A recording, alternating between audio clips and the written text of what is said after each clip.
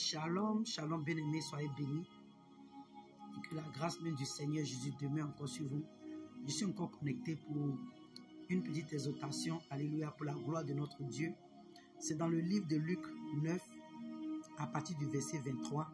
Il dit, puis il dit, si quelqu'un veut venir après moi, qu'il renonce à lui-même, qu'il se charge chaque jour de sa croix et qu'il me suive.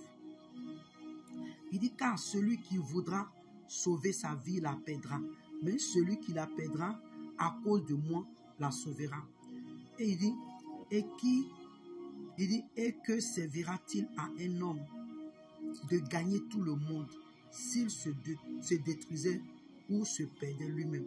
Car quiconque aura honte de moi et de mes paroles, le Fils de l'homme aura honte de lui quand il viendra dans sa gloire et dans celle du Père et des saints anges. Alléluia. Bien-aimés, je viens encore partager quelque chose avec vous.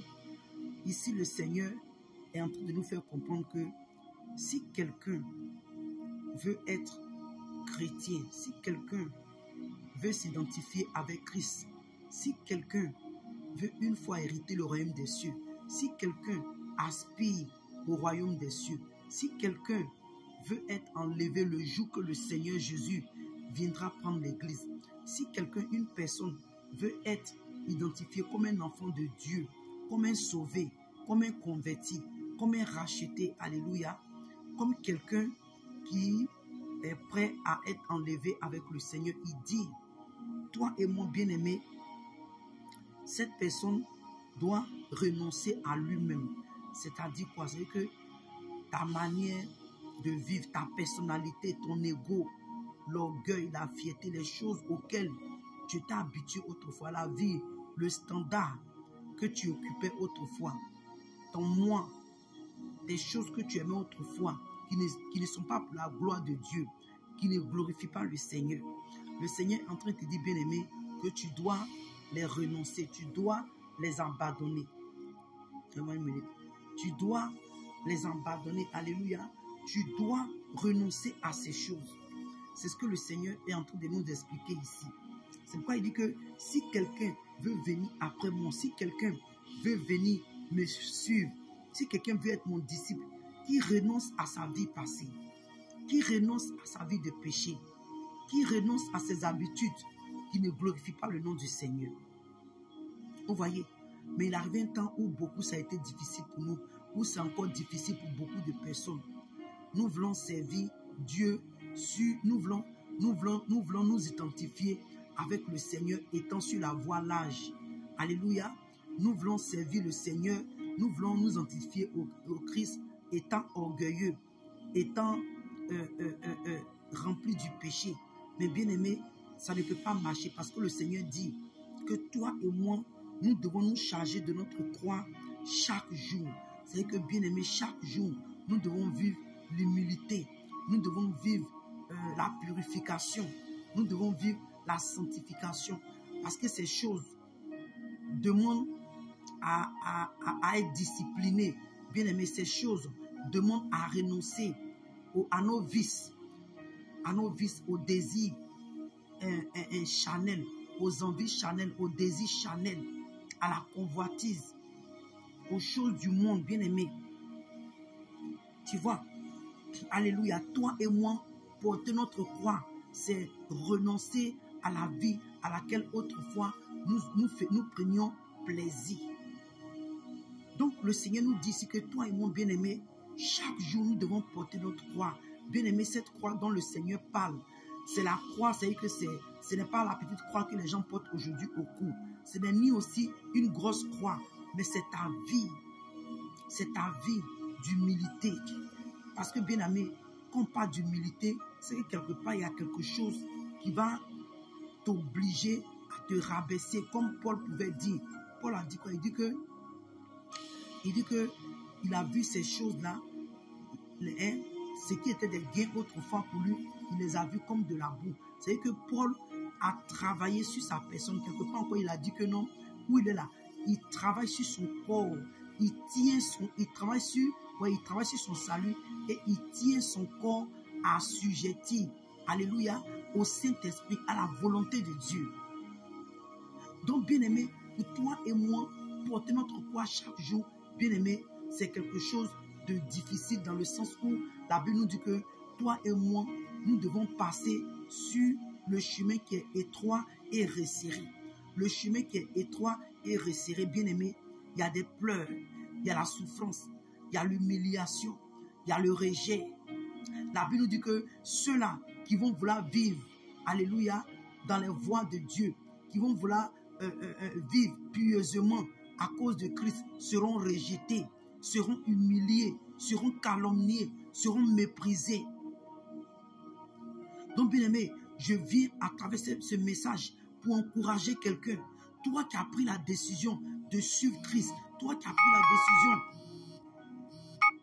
de servir le Seigneur te dit que ça ne sera pas facile.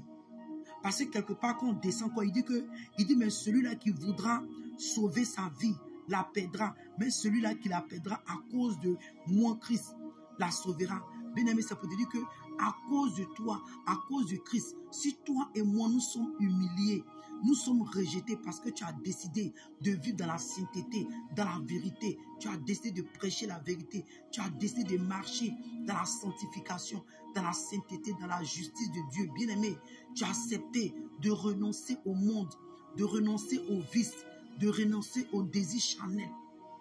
Tu as décidé de ne pas t'identifier aux païens, aux choses de ce monde, bien-aimé. Tu seras calomnié. Parce que là, tu as décidé, bien-aimé, d'être rejeté par le monde. Tu as décidé d'être rejeté par ta famille, par tes amis, bien-aimé. Quand tu as décidé de vivre dans la vérité, de marcher dans la vérité, bien-aimé, c'est comme tu as décidé de perdre ta vie. Et à cause du fait que tu perds cette vie, même si physiquement, tu devais être tué, bien-aimé, à cause du Seigneur. Il dit que tu vivras parce que, bien-aimé, quand tu as marché dans les voies de Dieu et que même il est arrivé que tu as été tué à cause du Seigneur, quand le Seigneur viendra chercher l'église, tu vas ressusciter. Et non seulement quand tu meurs, bien-aimé, dans le Seigneur, ton âme va automatiquement dans le royaume des cieux. Donc, bien-aimé, nous avons beaucoup à gagner dans le Seigneur. J'encourage quelqu'un, alléluia, à travers cette exhortation pour te dire, bien-aimé, sois encouragé parce que le Seigneur nous dit que quiconque aura honte de lui, le Seigneur aura honte aussi de lui. Il dit que, quelque part, il dit que à quoi ça va te servir de gagner le monde? À quoi ça va te servir d'avoir, comment je peux dire, c'est la compassion, c'est-à-dire que tu veux plaire à tout le monde, tu veux faire plaisir à tout le monde, tu veux plaire à la chair, tu veux plaire aux yeux, tu as une multitude, les gens te suivent, pourtant tu connais la parole, tu connais la vérité, tu refuses de prêcher parce que tu veux une multitude après toi. Le Seigneur dit, à quoi ça va te servir de gagner tout le monde et perdre ton âme? Quelque part, il dit que à quoi ça va te servir, bien-aimé, de gagner le monde. C'est-à-dire que la richesse, la gloire de ce monde, les gens parleront de toi. Oh, tu es le grand prophète, tu es la grande prophétesse, tu es la grande servante de Dieu. Tu prêches bien, tu opères les dons. Les gens vont t'applaudir, les gens vont te célébrer. Mais entre-temps, tu n'es pas dans les voies de Dieu. Le Seigneur dit, à quoi ça va te servir? Quand tu vas mourir, à quoi vont te servir ces choses, cette gloire éphémère que tu as eue? Bien-aimé, je viens à travers cette parole pour dire à quelqu'un, bien-aimé, relève-toi. Relève-toi. C'est vrai que ce n'est pas facile, mais sois forte. Parce que tout ce que tu es en train de perdre pour le Seigneur, bien-aimé, tu vas le récupérer plus tard. Tout ce que cette humiliation, le rejet, le mépris, les railleries, les calomnies, les injures, les gens te traitent de tout à cause de ce que tu as décidé de servir le Seigneur, de suivre la vérité, de marcher dans la vérité, bien-aimé. À la fin des temps, ta récompense sera grande. Ta récompense sera grande. Ne regarde pas ce que les gens diront de toi, mais regarde plutôt ce que tu vas gagner dans le Seigneur. Et c'est le royaume des cieux, bien-aimé. Tu es un prince, tu es une princesse, car ton royaume n'est pas de ce monde, mais il est dans le ciel avec le Seigneur. Sois béni.